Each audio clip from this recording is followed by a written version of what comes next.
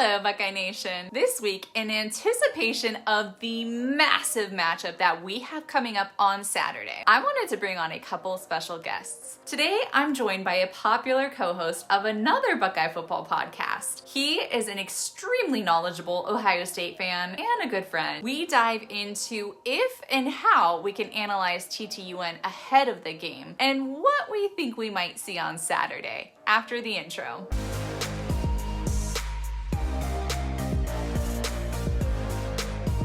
Welcome to Buckeye Football Fangirl. My name is Lisa and I'm the gal behind this show. I am so thankful that you're joining me today, so thank you for tuning in, and I'm also very grateful to be joined by a very special guest. Some of you might already be recognizing him, and you might know him as Florida Corey or FloCo from Scarlet and Great on YouTube. Welcome to the show, Corey.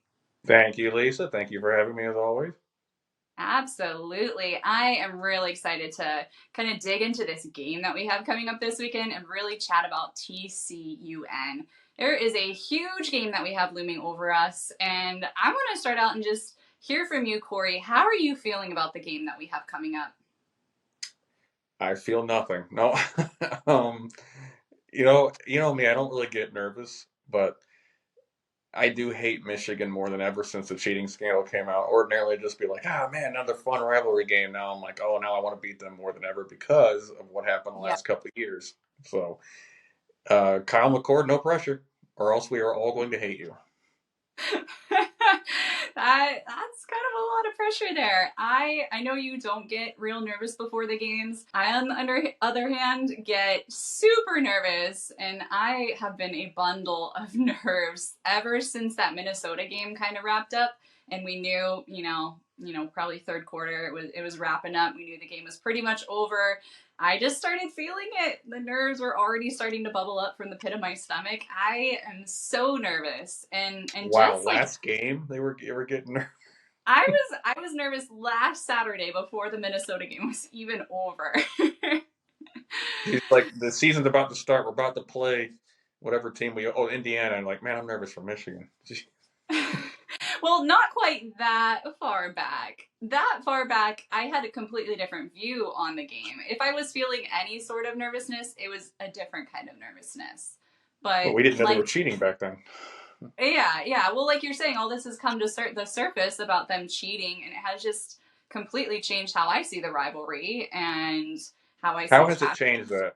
Tell me how it's changed that. It's kind of deepened the dislike that I have for TCUN. They forever in my mind will have stolen those past 2 years from us. They, the last 2 years and those losses have been heartbreaking. Those were some painful losses. And I don't know if you watched the press conferences at all. Ryan Day was talking about having scars, people having scars from the past 2 years, saying he is one of those people who has scars. I for sure have scars from those past 2 years. Just both of those years, I mean, we went rolling into that game feeling like we had the upper hand with the talent and amazing, incredible teams. And then the game just went off the rails, and we were left kind of shocked, like didn't know what had happened, and well, now we know. I'll say this though, 2001 we may have lost anyway. That was a senior-laden Michigan team. We were young, new quarterback. CJ had been good, but not necessarily to the point where we knew what he was. I'll say that year that made in Ann Arbor they may have had the upper hand, cheating or no cheating. In fact, I was talking to my good friend Kyle Lamb. He's an analytics freak. Yeah, I said it. He's a freak. He can put that on. Don't have to edit that out. Put that on there. Anyway, the freak was telling me that Michigan had the upper hand statistically internally, and I was like, okay, well, we'll see what happens. And of course, they won.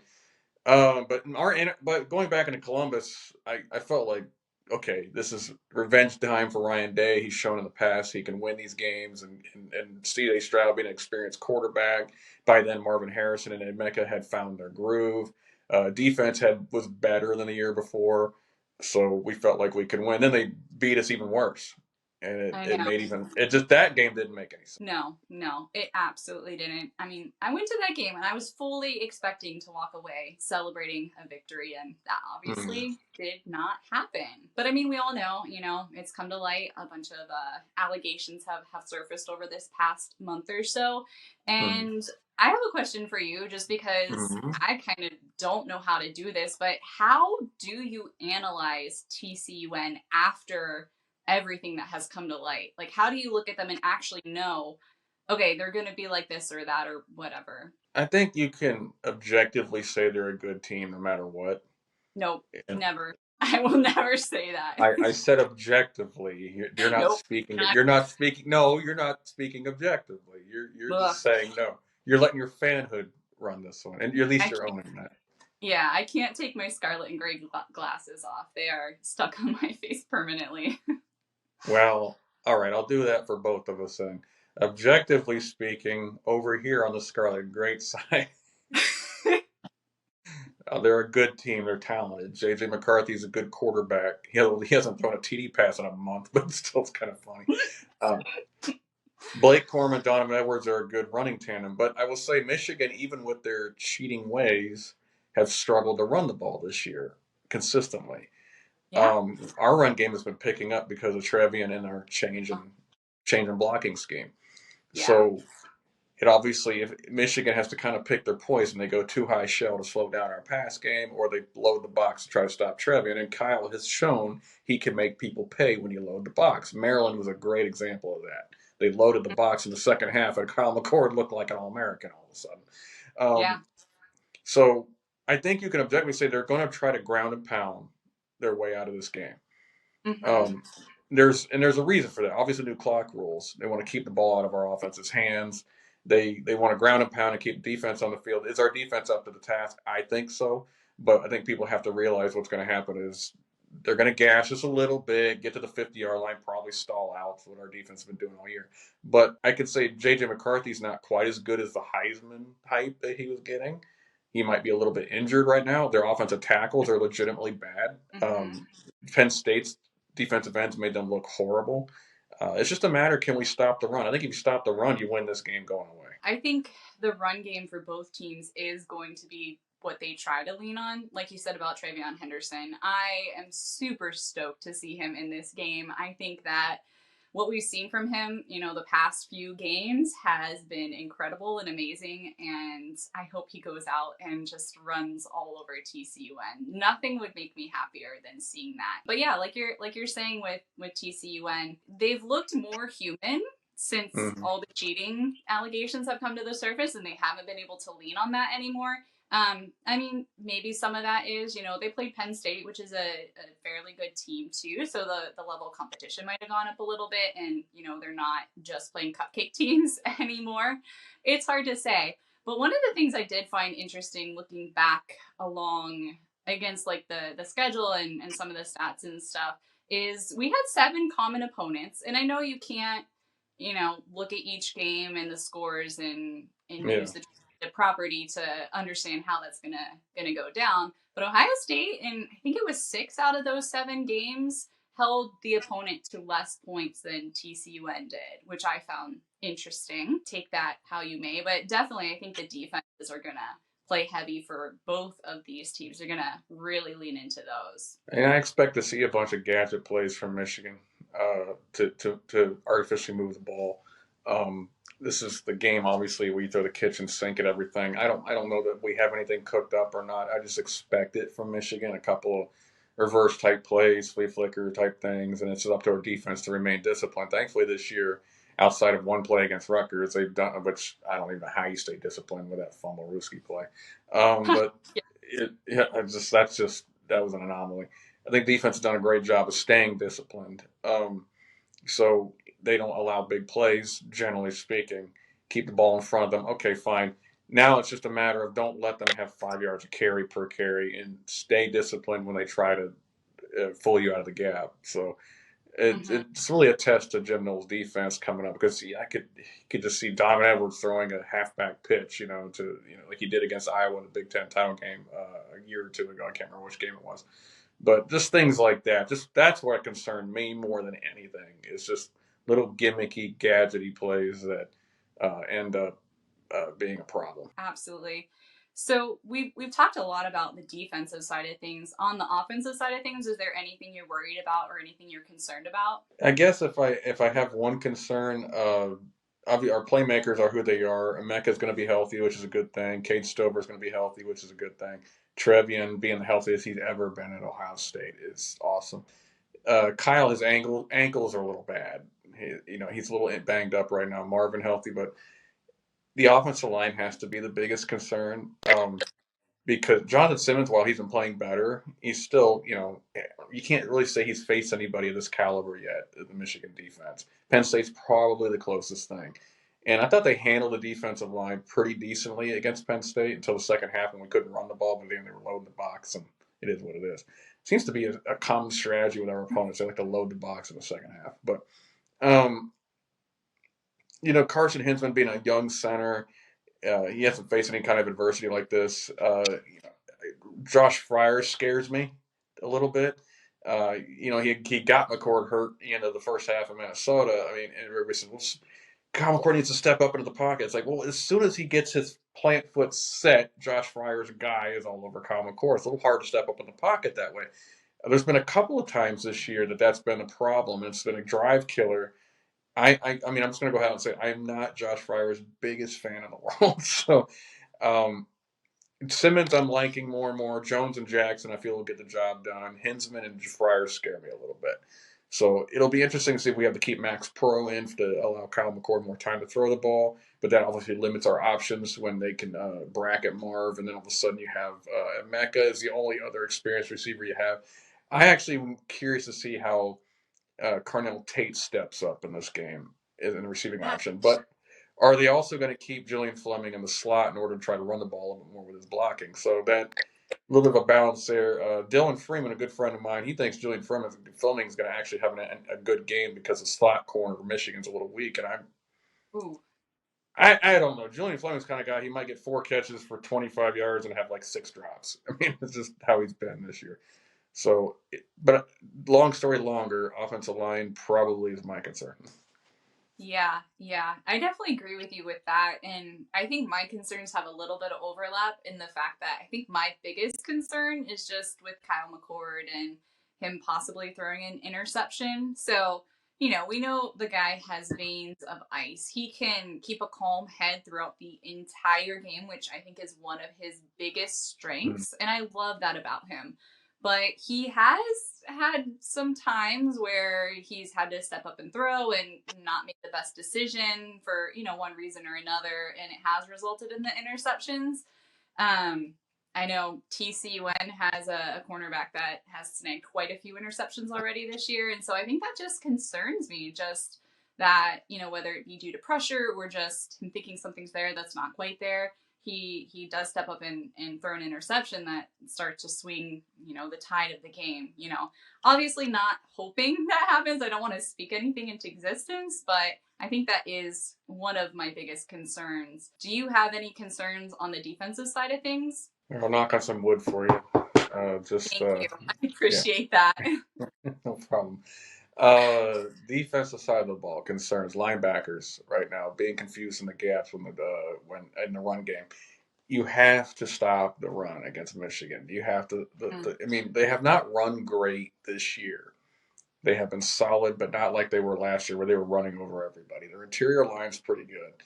We need the linebackers to be as sharp as possible and stay gap assignment ready, because they can get swept up in the garbage a little bit too much in the interior. And all of a sudden, the gap opens. I'm hoping the linebackers are on their A game.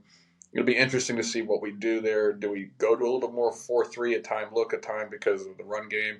They like to go with that 12 personnel, put a bunch of tight ends on the field, just to run over people. Do we see Cody Simon with Steel Chambers and Tommy Eichberg all on the field at the same time? Do we see more Sonny Styles in the box? What's going to happen there? Sonny Styles by the PFF grade, if you like PFF, has been one of the highest run grade defenders in the country. So obviously, I think you're going to see a lot of Sonny Styles this game. But that's my only concern. Be gap assignment, sure, to make sure they don't break off any big runs. But you also can't allow them on 3rd and 4 to get 5-6 yards. You have to be able to see it you have to be able to see it accurately and stuff it when the time comes, because that's usually what we do. They'll gash us. Oh, a 16-yard run. Oh, 11-yard run. Then they get to the 50-yard line. Oh, couldn't move the ball. Then we're also, but that also becomes a problem. So we have to be Mm-hmm. more aggressive early on in the field because we can't have Kyle McCord pinned back at the 10-yard line every time. Oh, no, no, Especially with absolutely. Parker Fleming's special teams. That scares me a little bit too. We talked offense, we talked defense. That special teams definitely makes me a little bit nervous too. I'm not But even counting on them to be good, so it is what it is. I guess if you start with the expectations low, they can only go up. Well, you just hope they don't kill us. Yeah. Just be neutral. That's all we want you to do. Just be neutral, because you're not going to be a net positive. There's no way. Yeah. How do you think our defense will hold up against TTUN when they get, down into the red zone? And let me preface this a little bit. Just because our defense has been awesome, I feel when teams have gotten into the red zone previously, they've held them. Even teams have gotten down to the 1 yard line and they've held them out of the end zone. They forced them to kick a field goal instead. But I'm just curious. I mean, TCUN is a different team than we faced so far. Um, cheating to the side, they still are probably the toughest competition that we faced so far this year. You Our almost toughest. did it. You almost said they're objectively a good team. You almost No, did it. no, not gonna say it. I said I will. almost. I didn't think it. I will say they're the toughest competition that we face. I'll give them that. That's like their little present for today. But Wow. I'm curious. I'm curious. Like, how do you think that's going to play out? If they get to the 1 yard line, they're probably scoring. I'm just being realistic. That's what they are. They're a power run team. They run. They have fullbacks. They'll put 11 people on the field just to block to even in QB sneak. I mean, like, and not to mention you have to account for McCarthy, who's an athletic quarterback. So Mm-hmm. if they get down to the 1 yard line, I'm already going to anticipate it's going to be 6. As much as I have faith as I have in our defense, minus a goofy turnover or they get cute and they do a play action and then McCarthy gets sacked for 10 yards, whatever. Minus something like that where Michigan becomes their own worst enemy. If I'm Michigan, I'd like look. I'm going to run it down your throat. You're just going to have to stop it. That's how I feel about it. And you know what? And Ohio State, as good as their defense has been this year, it's not an easy thing to do when you have an inch to give. So Yeah. they get in the red zone, you better tighten up, not let them get near the goal line. Yeah. And no soft zones in the middle of the field for the tight ends to just get 13 yards here, and and then all of a sudden it's 2nd and goal on the 5 yard line, or whatever it is, 1st and goal on the 5 yard line. So that's my only thing. My hope is that they don't stick to the game plan and run the ball. They pull in Alabama in 2014 and stop giving Derrick Henry the football, and they use an quarterback who's been off lately to try to move the football. Then we have JT and Jack Sawyer teeing off on the ends, so they're against their kind of less than stellar tackles. That's the hope. My hope there is Michigan becomes their own worst enemy. Doesn't want to rely on the run game. But if we stuff it enough in between the 20s, they might be forced into that. That would be, great to see if they tried to do that and then our defense just got them like that. So, what is giving you confidence going into this game? Confidence. I don't know why I'm confident. I just think the fact that Michigan doesn't look like the world beater they were mid-season. All of a Yeah. sudden, when you seek out the problems they were having with sign stealing and things like that, if they're not able to do that, they all of a sudden look like just a good team. They don't look like because at one point this season, everybody thought they were the best team in the country, and it just didn't make sense to me. Well, Mm-hmm. why are they just destroying people? And now it makes sense. Like, oh, Mm-hmm. okay. Even Joel Yeah. Klatt, Deion Sanders, all these people can say that's not an advantage. It's clearly an advantage, and I think you're goofy if you say it doesn't. But now they're looking human against Maryland, against Penn State, And Yes. Maryland's a decent football team, but they're not somebody who should take. Honestly, Maryland gave that game away. Yeah, Maryland they should have did. they should have beaten them. And Maryland's offense outscored TCUN's offense in yeah, that game. exactly. A safety and a strip sack, and it's a different Yep. ball game. Yep. So, Exactly. and not to mention Talia throwing stupid interceptions. I just feel like what gives me hope is the fact that Kyle does not make a ton of mistakes that are costly. Yes, he may miss a throw here and there, but he's thrown 4 picks this year, and 2 of them Yeah. were in one game. Yeah. So while sometimes the offense may not move, he's not going to like, oh, pick six, all of a sudden we're down 14 or something. Um, he's just a guy. Okay, the offense didn't move, punt it away, give the defense back the ball, and he's a good enough game manager to the point where he'll keep us in the game with our Mhm. stellar defense, as long as the defense is holding up their end of the bargain, which I believe they will. We don't have an offense that makes a ton of mistakes. If we play fairly mistake-free football, we can get over the fact that offense may not move at times. That's what gives me confidence. And I think Michigan is prone to mistakes sometimes. They're efficient, Mhm. but again, they're just like if we don't do pull a Maryland, they don't feed off our mistakes. I just think we're too talented for them. I think I feel confident about a lot of those same things. And I think another area where I just feel I'm feeling really good about, and I'm feeling really good about the team is just, we've mentioned it multiple times, but the defense has just been so clutch this season. Just them being able to hold opponents to such low scores and give the offense the time that it needs to really get going.